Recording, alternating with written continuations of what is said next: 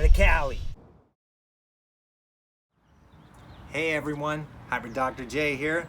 Today I'm going to be fixing my ECOTRIC electric sport cool bike. It has 26 by 4 inch fat boy tires. We've got the Ultra Cycle new tube here. I'm going to show you how to fix an existing tube and patch it up, or if you want to replace the tube like I'm going to do today. I've already fixed this previous tube many times and it's got a slow leak right now that I just can't seem to fix, so we got a new tube here. The whole job here is going to take about 25 minutes probably. You're going to want to check out my previous review of this bike. If you haven't seen it yet, it's right here. So let's take you for a ride here. How do we do this? Let's go. These are the tools you're going to need to fix your fat tire bike inner tube. Either fix or replace.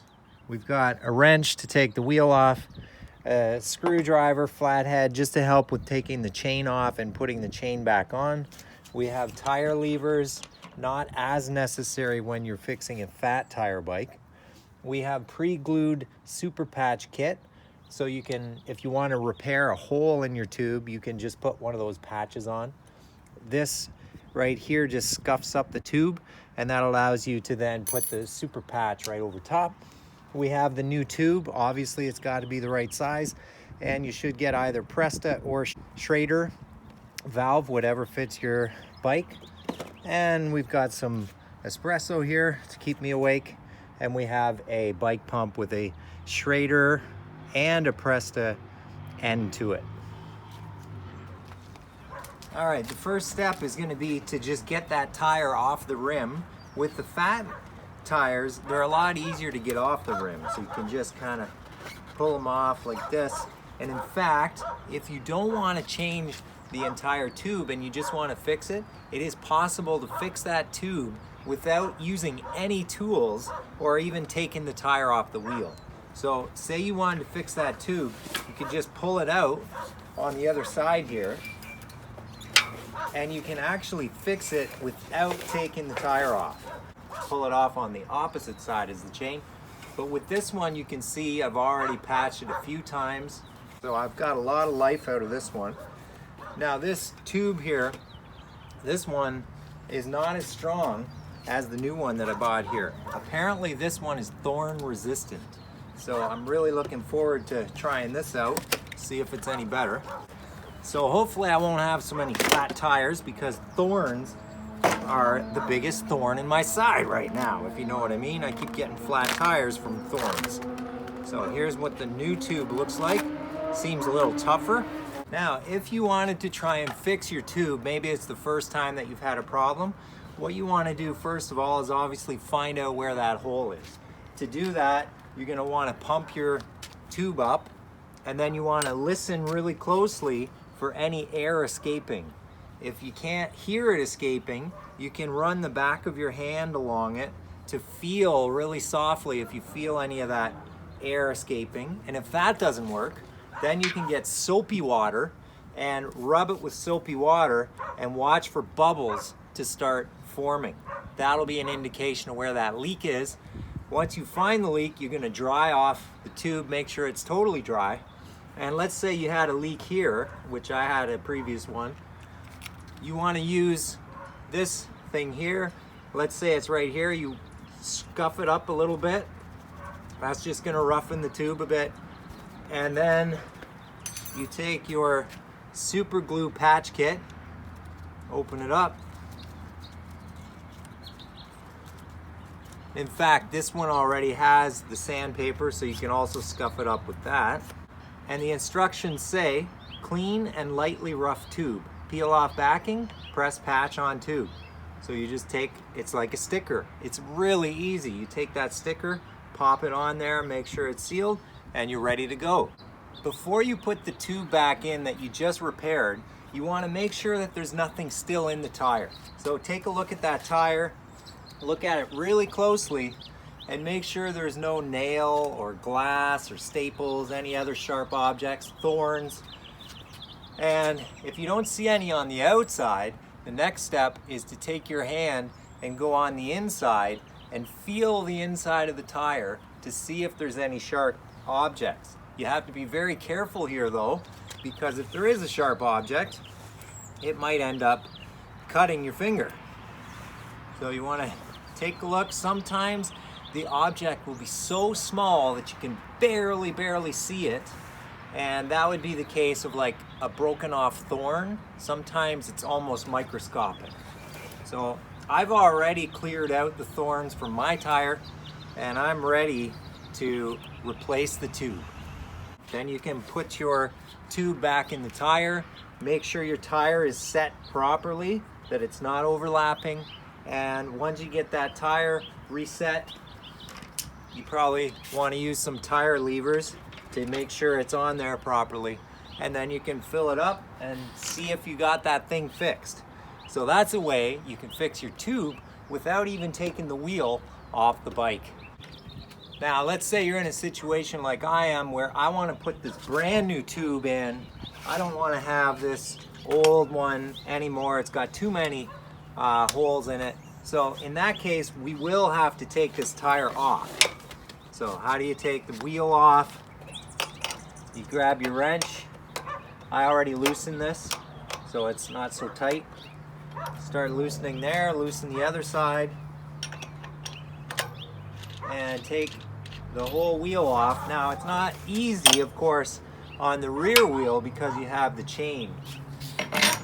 So it makes for a little bit of a messy fix. It's more of a messy fix when you go to put the wheel back on. Okay, we took the old tube out,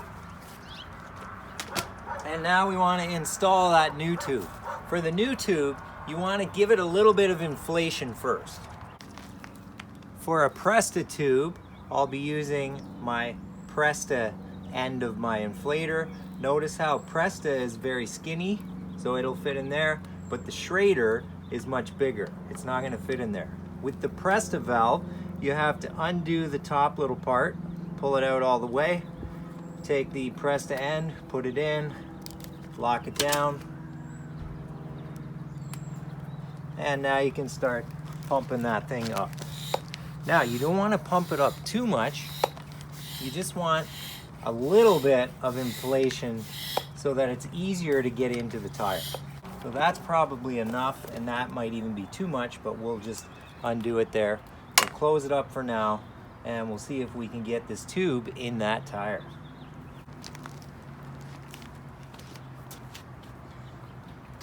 Now I'm gonna have to put the tube down on the inside, on the opposite side of the chain, and I have to watch my disc brake. When I lift the bike tire up and I slip this through, I don't want that tube to rub against the sharp edge of my disc brake. That could cause damage to it. You also want to see where the valve hole is. The valve hole is over here, so I want to align the valve somewhat with that. Now, any bike repair experts out there, you're going to be cringing right now when you watch this, but that's what you get when you are just a do-it-yourselfer.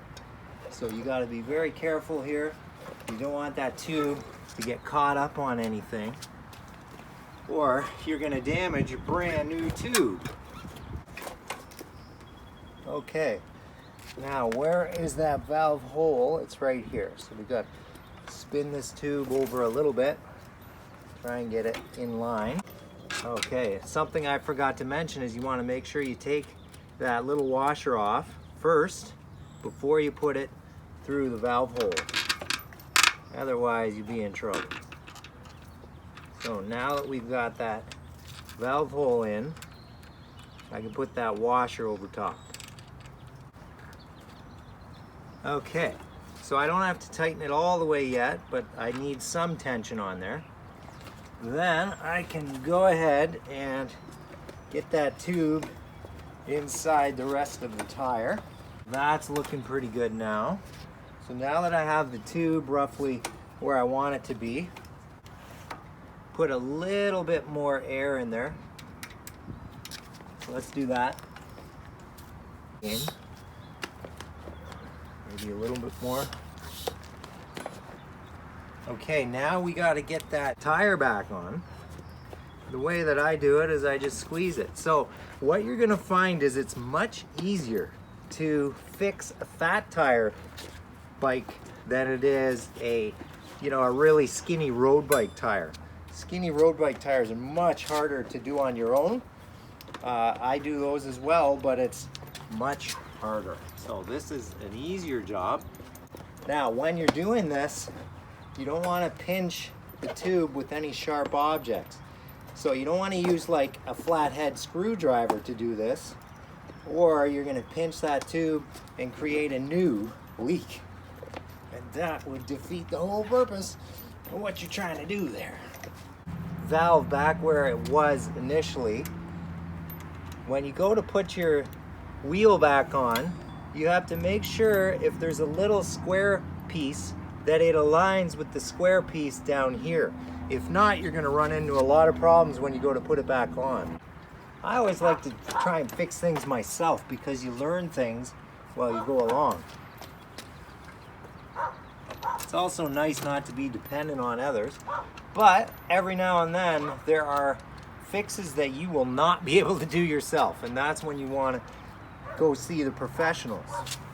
Now you got to make sure you don't tighten it too much on one side versus the other with a disc brake, otherwise the brake pads are going to be in the wrong spot. So that's something we're going to have to adjust at the end to make sure that the brake pads are seated properly.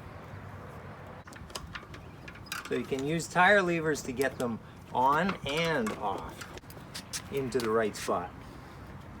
You can see now we've got it seated on this side. Now I want to check on the other side, make sure it's seated over here. The other side, there. Now we're almost in business. See how this is sticking out?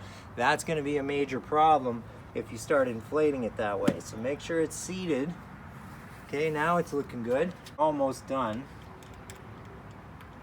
our repair. So here we go. Get that pressed air in there. Now when you're pumping it up, you got to watch and make sure it stays in the right spot. It doesn't come out of that rim. And these tires take a lot of air, so you'll be pumping for a while. The recommended is 20 psi. You don't want to go over 20 psi. Okay, now that I've got some air in there, I want to do a quick check. Yep, everything's seated on that side, and everything's seated on this side.